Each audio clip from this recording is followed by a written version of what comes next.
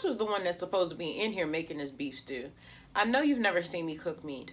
I know how to make meat. I don't eat meat, so I don't cook meat. He wants beef stew, and he's vibing out right now, so he's not in here to help me. So let's make some beef stew.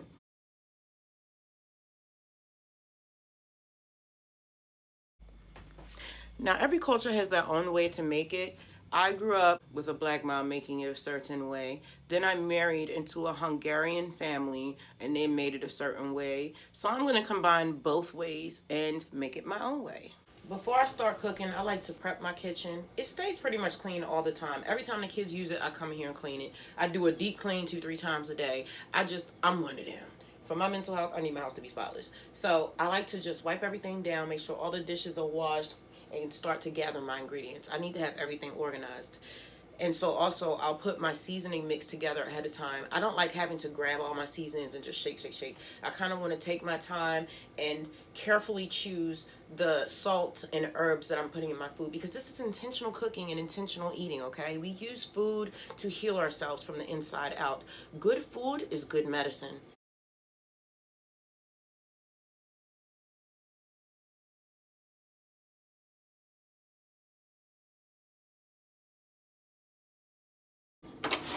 Into the bodega. Onion. Big. Potatoes from Martin's. Get some carrots. They requested no celery. They know I put celery in everything.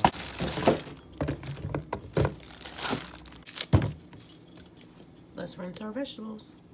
Oh, and tomatoes. Even though they requested no tomatoes, that's the turtle's tomatoes. Even though they requested no tomatoes, they don't know what they're talking about. Tomatoes necessary. I'm using my Dutch oven today, so I'm going to preheat that and go grab the meat. I don't usually buy meat at all, and I certainly don't buy it from Martin's because they're hella expensive. But like I said, this is the kids' request, so. Now I'm going to rinse this off. When I work with meat, as usual, I have bleach in my water, but I double make sure to have bleach in my water. Gotta be careful when you're working with blood. Okay, so there's still some water in there, so I'm gonna strain this because I'm about to add salt, pepper, and a couple more seasonings. Then I'm gonna add flour, and I don't want it to be mushy, so I'm gonna go ahead and strain that. Now I'm going to season this twice. I'm going to season the meat now, then I'm going to sear it, then I'm going to add my veg, saute it a little more, season it again, and then add a seasoned broth that I make myself, and then cook it down for 2-3 hours. And I'm also going to use sea salt to make my broth.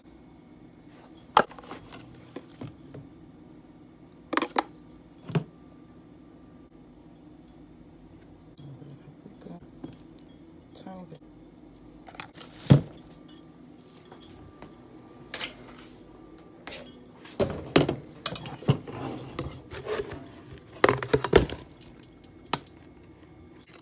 Pre-mixes make cooking so much easier, faster. I'm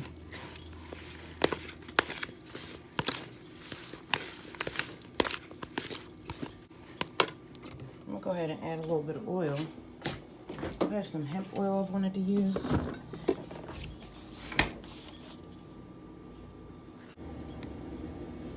Okay, I'm gonna let this sit for a second.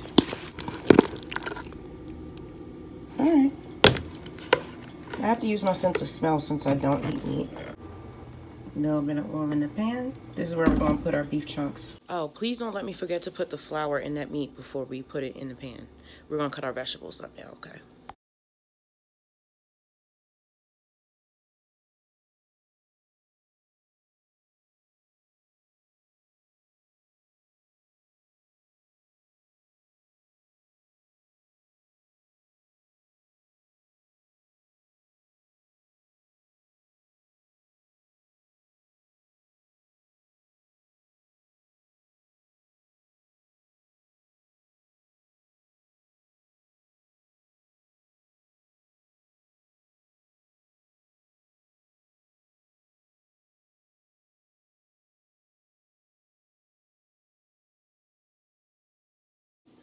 Ugh, that onion got me. That onion got me a little bit. Okay, I was gonna use the whole onion, and I wasn't sure, so it's like, if you aren't sure, the answer is no. So this is what we got.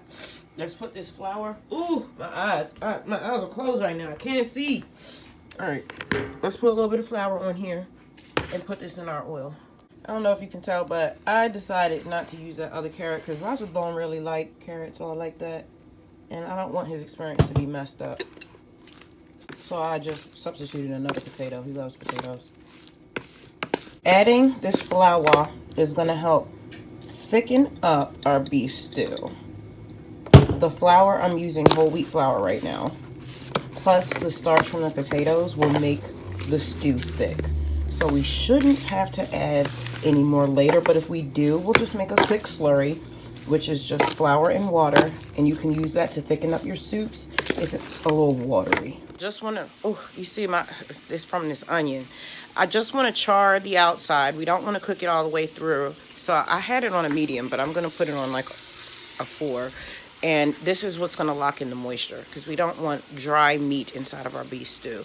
So I'm going to stir that around a little bit on a 4 or 5, like a low medium. After that's done, we're going to add up our cut up vegetables, saute that a little bit, and then add our broth that we still have to make. I've turned it once, I'm going to turn it again. You see how we had that little bit of char in there, that little bit of browning? That's what we want. Now I made a simple broth out of onion powder, parsley flakes, a little bit of salt, and paprika. This is going to mimic a stock. This is what I do. These are my vegan ways. Now we've made a seasoning mix out of sage, smoked paprika, that's very important, especially when you're working with meat, a little bit of thyme, a little bit of rosemary, my dried mustard, and a little bit more salt. This is the heart of the flavoring in this dish. I found in order for your food to be truly good, you want to layer your seasonings. You want there to be a depth of flavor. That's why I salt at every point in the meal. So I'm just going to go ahead and do this for about 2 or 3 more minutes. I'm going to go ahead and put this up to a medium because I'm about to add my vegetables. Now everybody does this differently. Some people cook the meat and then they take the meat out, then they do the vegetables. Some people don't mix the vegetables and the meat at all. Some people do all of what I'm doing in the oven. It doesn't matter how you do it. It's just like magic or a prayer or how you dress or how you exercise. Everyone has their own way of doing things. If your way is different, it doesn't make it wrong. It's unique to you. People should celebrate their individuality. That is what makes life colorful and beautiful and exciting. If we were all the same, it'd be real boring. So I'm going to go ahead and turn this up to a 6 because medium's not doing it for me because they got 3 minutes to get it together because it's still looking a little red. Okay, this is what I'm looking for right here. So I'm going to add a tiny bit of red wine vinegar. Okay, mix this up and then I'm going to put my vegetables in. Now I'm going in with our seasonings. Give it a mix. I just added a little bit more onion powder and parsley and a little bit more pepper just because that told me to. And now I'm going to add our broth. Let it cook down on slow. I'm going to cook it from medium till it comes to a boil, and then I'm going to bring it down to like a 3 more than likely and let it simmer. Now I'm going to just cover it. Just like the beans. A little bit more. I might probably end up adding oregano to this towards the end. I'm not sure. Alright, let's bring this to a boil. And then come back in a few hours. It's been about a half hour, so now I'm going to put it on, what is it on, like a 4? A simmer. This is going to simmer for hours. So we will be back. Okay, so it's like 4 or 5 hours later. And the meat is very tender. It's falling off the bone. Okay, I'm going to make my slurry. Now I'm making this out of flour. And usually I would use water, but this time I'm going to use some of the broth. I'm going to measure out my flour so I can keep track of how much I'm using. So we're going to start off with not quite a cup. Not quite a cup. Okay. Now I'm going to ladle this in a little bit at a time. Even though I know I'm going to need more than that. And this is to thicken up our beef stew. The flavor's good. It smells amazing. The kids are really excited. I'm excited for them. I love cooking for my little monsters. Definitely going to need a little bit more.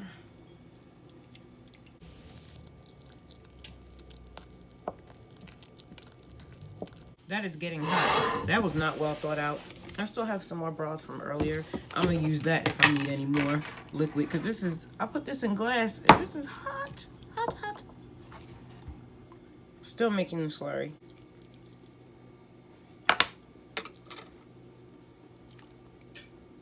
I need to switch to a bigger bowl because this is not working out. All right, now we've got our slurry. It's a little more watery than I'd have preferred, but let's thicken up this beef stew. I had to make a second one real quick because the first one wasn't thick enough. There we go. There we go. That's what we're looking for. I'm going to cook it for another half hour and then boom, we got beef stew, boy!